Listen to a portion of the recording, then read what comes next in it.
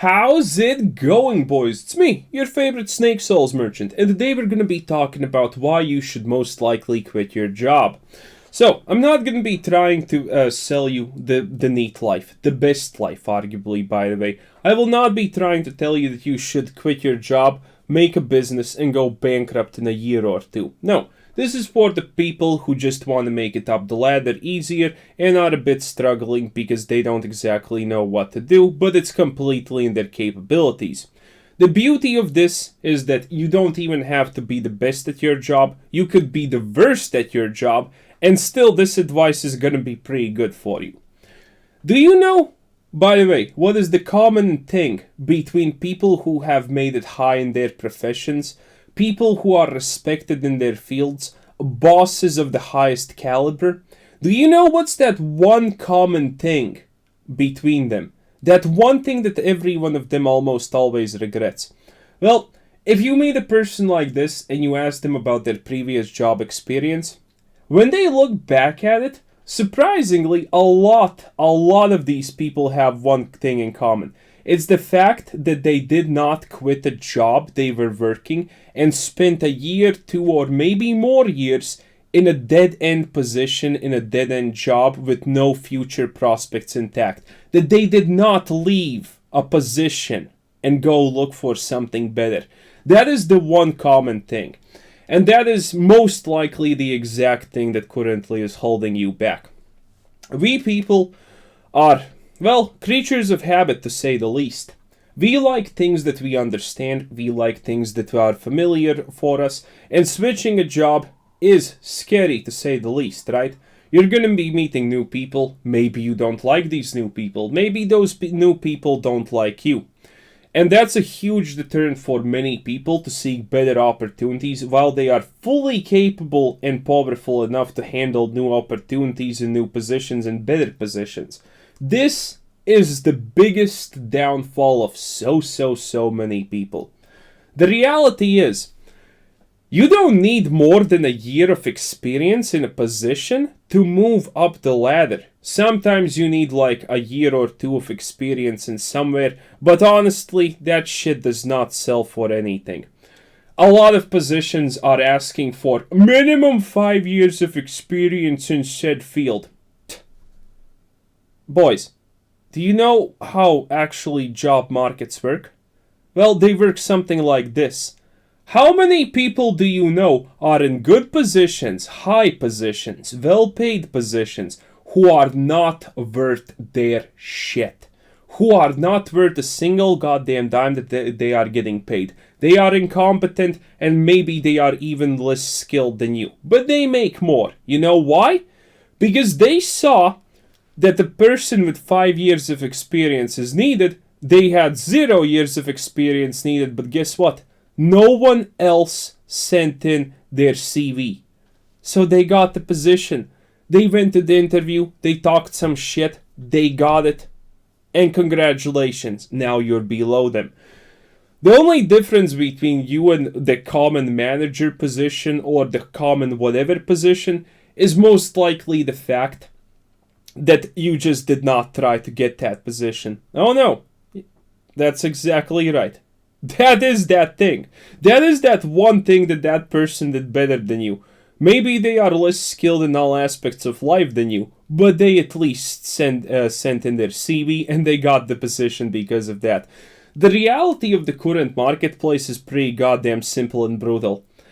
Qualified people for positions are very rare and far between. Oh yes, a lot of unqualified people get hired on a daily basis just because there are not enough qualified people for certain aspects of jobs. Now obviously this is a bit different for engineers in specific fields, but in most cases you're most likely not in that field, or you're not trying to be in that field. So people who are worse than you get the position because they simply applied. That was the great denominator between you and them. They applied, you didn't. They took the chance, you did not. And that happens all the time. Again, competent people who are actually really good at the job are really hard to find. And that is also a big problem, that you're competent in your position. You see, there are a lot of people probably listening to this and thinking, well, I have a chance to get a salary, a raise, a promotion, a better title, a better whatever at my current job. I have worked there 3 years. I do everything flawlessly, and so on and so on and so on. Essentially, this is the problem. You're good at your job. If a new position gets opened, why would your employer give you that position if there's a chance that you do not know the skills required for said higher position because you have no previous knowledge in it? And you're already doing really good work in your position currently, and you are a benefit to your manager. So why the hell do you think you're gonna get that raise? Why do you think you're gonna get that promotion if your manager is a lot more happy that there is someone who is already fulfilling that job criteria extremely well? And is a risk that you are not gonna fill the next step up job because you do not have experience on it. Now, obviously, this does not apply to all the people. There are probably people already typing, well, didn't I got actually promoted and, it happened to me. Yeah, okay. You're one person, but guess what? 99 people are not going to be in the same position as you. For those 99 people, it is far more better to stay a year or two in a position until they know everything about the position and they can do it well. Because this is what happens when you're in a position and you're good enough that you do your position good.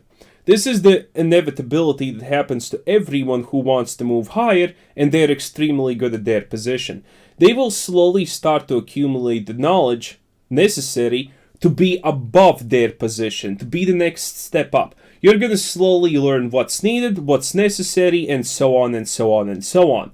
Because you are at the top of your position, that usually means that people are going to be talking to you about things that are a little bit higher for your position.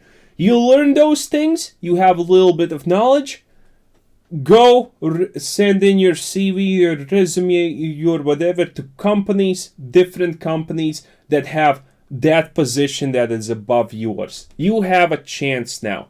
And again, this works for people who are even goddamn borderline incompetent in their position.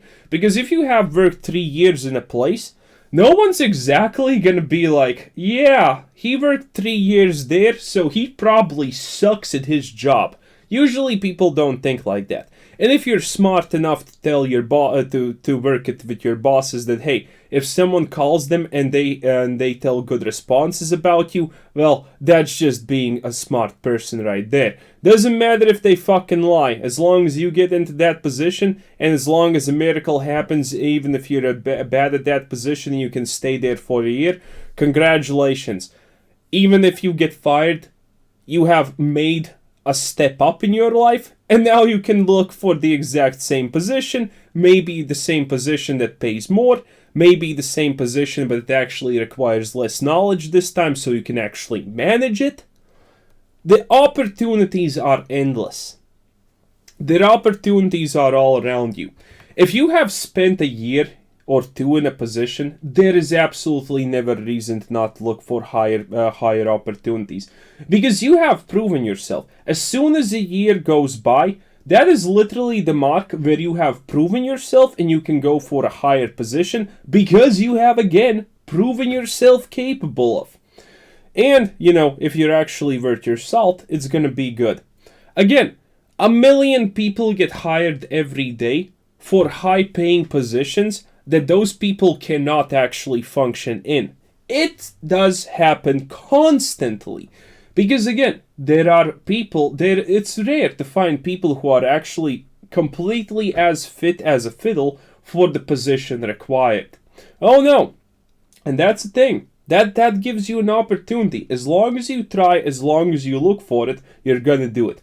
There is absolutely no problem working 6 months in a position and looking for, the same position but a better paying one in a different company. That is also an option. All of those are options. All you need to do is look at a position similar to yours but a bit better and slowly climb up the ranks. Essentially, if you're really, really good and smart and you didn't have you didn't have a huge step up because of your family connections or just connections in general, you can make it to a high paying position in 4 or 5 years, pretty easy, starting from the bottom.